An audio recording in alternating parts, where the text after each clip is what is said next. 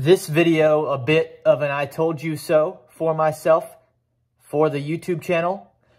It's nothing new. I'm right about things in life so often, it gets boring to me. So here you go. I told you so. I told you Trump should not have agreed to a debate with Kamala Harris. Should not have occurred. It should not have taken place. The perception is that Kamala Harris won the debate, or that Donald Trump lost the debate tonight. It was my perception that Donald Trump lost the debate with Kamala Harris the second that he scheduled it, that he agreed to it. There was no point in entertaining a debate with someone who had not been nominated by the people. Donald Trump, more than anybody else, legitimized her position as the Democratic nominee by acknowledging her as the nominee. If I were Donald Trump, I've said it before on the channel, he should have just stepped his foot on the gas going after Biden when Biden dropped out. He should have done victory lap after victory lap and spoken only about how, look, I've won. He just resigned. He forfeited. He should not have acknowledged a backup candidate. The moment Biden resigned, there was no outcome other than Donald Trump winning the election. If he had just stuck to that script, stuck to that narrative, now he let them crack the door open. They had their foot in the door. There was a little crack. And they've turned that into momentum off the back of a debate, a televised debate victory for them. And now, moments after that, you might think it's ridiculous I even mention it, but it matters. It's part of momentum. The Taylor Swift endorsement comes. We were all waiting on it. We knew it was coming. Momentum doesn't mean anything. No votes have been recorded yet. Pretty soon they will be. But momentum matters because now the new polls will be coming out, like I talked about in a previous video. The perception of the polls matter. The narrative of the polls matter. Now they're probably going to come out with polls where she's magically ahead. Why would they not? They've now got the ammunition and the answers for why polls would say she's ahead, even though the people don't like her and have never voted for her. Let me tell you, the Democrats' job was done before any polls came out where she would be ahead. Their job was done when she narrowed the gap in the polls to the margin of error, because now you can steal a vote without people thinking something's up if it's within the margin of error. Now, it's real easy because the polls will, I'm telling you what's going to happen. The polls are going to say, oh, she's ahead. Now you can easily steal the election. For people that want to complain about, oh, but it was 3 versus 1, the people, I hear this from the conservatives on the internet so far.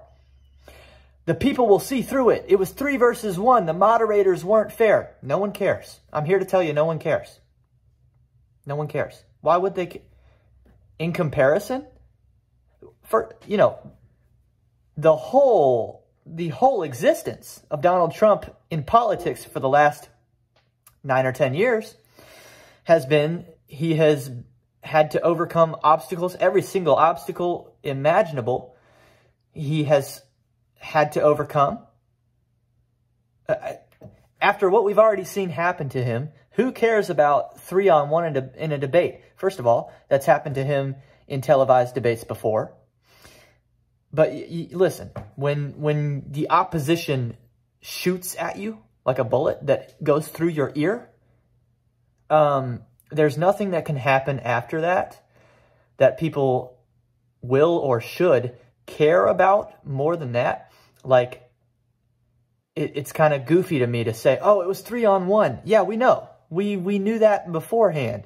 It's not breaking news that they teamed up on him and assisted Kamala in lies and fact-checked only Trump and not Kamala and, controlled the conversation topics. And as soon as Trump would get on one thing that they didn't want to talk about, they would literally say that. I don't want to talk about that. We only have so much time. Let's move on to the next topic. That as soon as Donald Trump talked about being shot, They said, hey, we got too many topics to talk about tonight and too little time. We're moving on. I probably took a bullet to the head because of the things that they say about me. They talk about democracy. I'm a threat to democracy. They're the threat to democracy with a fake Russia investigation we do have a lot that went nowhere. We have a lot to get to. Lindsay? Vice President Harris, in your last... Sure, they controlled the conversation.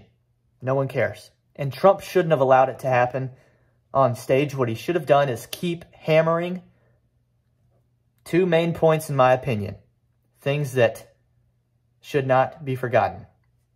Okay, I'm going to put a white box right here on screen. And in it, scrolling upward, the entire full, comprehensive, exhaustive list of Americans that have voted for Kamala Harris. Well, Welty, there's no names. Yeah, I know. I know. It's because there have never been a vote casted for her before.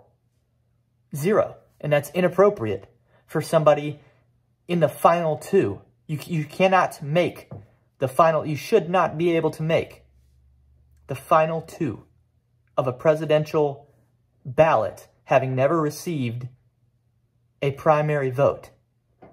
But we've tolerated that as the American people. He should have hammered that. He also should have hammered the point about, hey, I got shot at. I got shot. He should have, in the debate, said, hey, I'd like to, while I have the 3 of you in this room and a few minutes to talk, I'd like to tell you how little I appreciate it that you 3 contributed through your divisive language and intentionally malicious language, inspired youth to take militant action against me to the degree that I did in Butler, Pennsylvania. I don't appreciate that. That's what I'm going to continue to do on this YouTube channel. We are never going to forget this video. If you want to really see something that's said, take a look at what happened.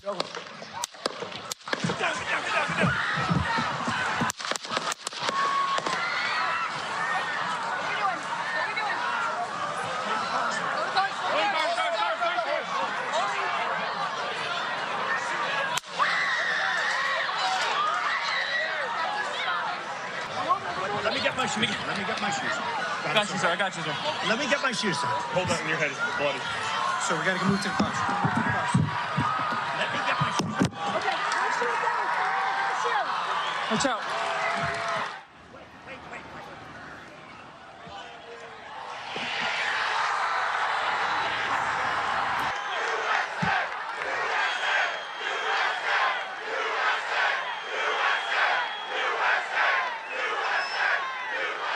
I mean, there's nothing that should inspire you or energize you to vote for Donald Trump than that, what we just replayed.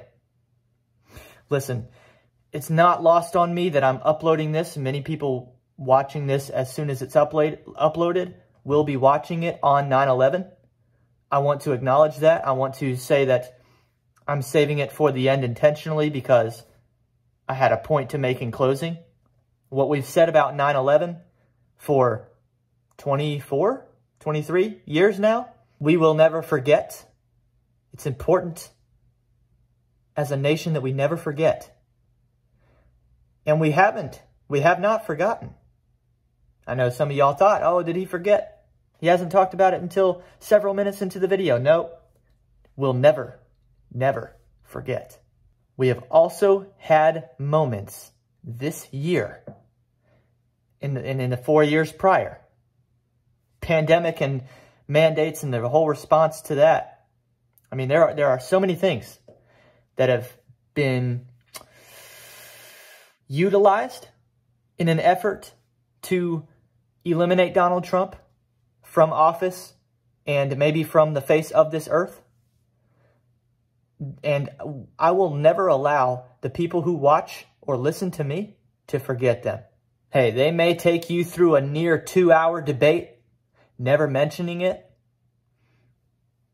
It doesn't have to be mentioned for us to remember it. We will never forget. I will see you all next time on Welty.